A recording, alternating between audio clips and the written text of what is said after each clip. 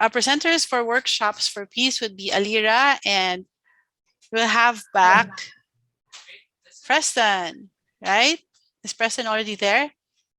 Okay, so workshops for peace was actually an offshoot of art for peace. That was the first project that we thought of, and the reason why we are the ones presenting tonight is because it was something that was only possible because of the help of this youth.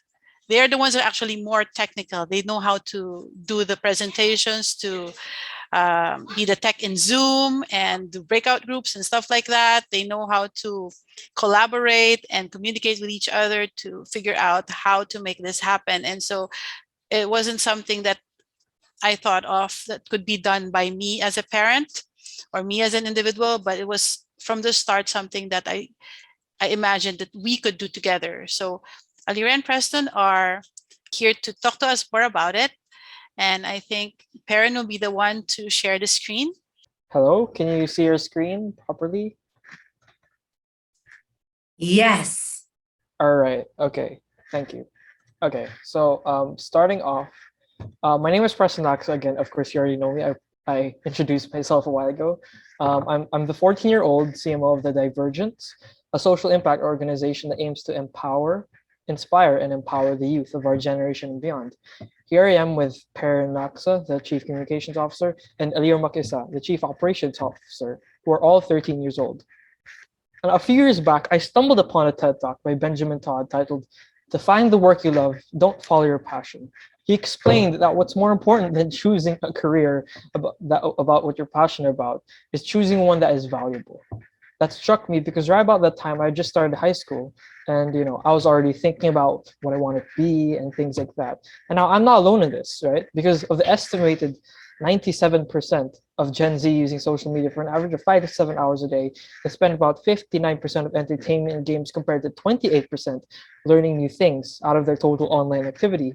Only a small percentage of them can confidently say the career and field that we want. Now, the uninspired youth need to understand that their direction, because they have the potential to be change makers in society. That's why we created the Divrgents, a youth-led online social ecosystem for the youth.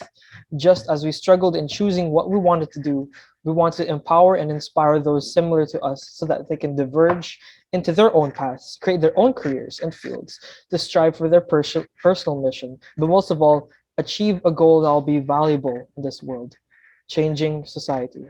Now, this will lead them to discover the possibilities, nurture creativity, and find answers to global issues, right? An Apple campaign once said long ago, "The people who are crazy enough to think they can change the world are the ones that do." Think different. We, the youth, are the torchbearers of the 2030 agenda, since we have the pivotal role to play, not just as beneficiaries of actions and policies under the agenda, but rather as partners and participants in its implementation. Now, the Divergence is a platform for the youth, um, you know, as a potential to, as a platform for the youth, has the potential to address and impact any and all of the SDGs, right? Bridging the gap through interviewing change makers and things like those. And, of course, different types of events. And now, as we discover insights from people who use their passion for a purpose, we ignite the spark and become inspired on how we can also make a positive impact in the world. As we share their stories, we also seek to nurture the flame through workshops and events that empower the youth with communication and collaboration skills. And we want to foster a community of young change makers by engaging and spreading the light. And to give you a quick background, Divergence actually came from the acronym diving into various guests, earnestly nurturing timely solutions. And that's what we want to happen with the youth or the fellow kids that we meet. We want them to to nurture timely solutions. And now the first and easiest way to do that, this was our first event, were through simple interviews. Our first being with Taylor Quinn, the founder of Tailored Foods. All right. Yeah. Okay. Taylor Quinn, the founder of Tailored Foods. And one thing that we learned from that interview was that I personally think, this is a quote from him, but I personally think if you get started and approach it from a place of humility, and you know you're not an expert, but you'll learn and you'll go and you'll reach out to people as you go, you can build something effective consciously and cautiously. Now, this quote really, really struck us because, of course, this was our first interview. So, that quote really helped us. And it was really an eye opener for, um, what we were planning to do since, us as youth, we also need to start from a place of humility, starting out this organization, this nonprofit organization, But then it was his tip that, because we're not experts, it's, of course, because we're kids, it's only through experience and through time that we'll be able to learn and, and grow and reach out to people and to network that we can build, this thing that we've created, which is a Divergence, into something that's big and something that can really impact the lives of kids. And now another, what do you call this? Our second interview was Noor Fitiani. This is an Arabic name, a volunteer at Open Paws Jeddah, which is where we live. And now one thing that we learned, which is actually quite simple, but it's very impactful. If we all do our part, the world will be a better place.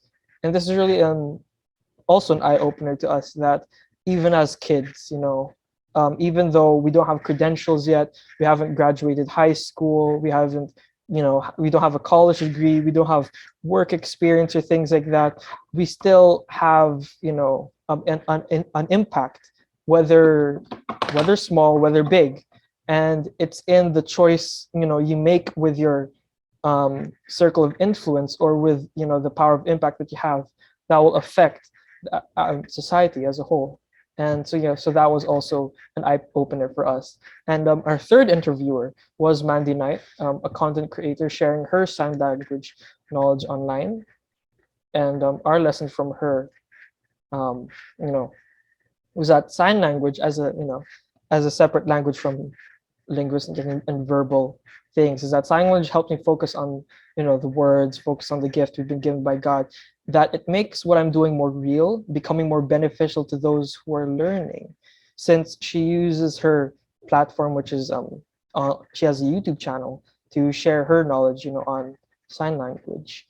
And last but not least, our fourth interview, we just had a couple of months ago from Jordan Sebastian, the founder of Courageous Compassion. His quote, or what we learned from his, is that um, I need to operate beyond compassion. I need to operate with compassion. And now that was an eye opener for us as well. Actually, all of these interviews were eye openers for us because these are great people, and that and we can learn so many things from them, and that really helped us see our vision in a different way, in a different perspective. That we're giving we're our goal is to give opportunities to kids so that they can carry out their passion, but of course, more than that, we also want them, to carry out their passion in a compassionate manner, right?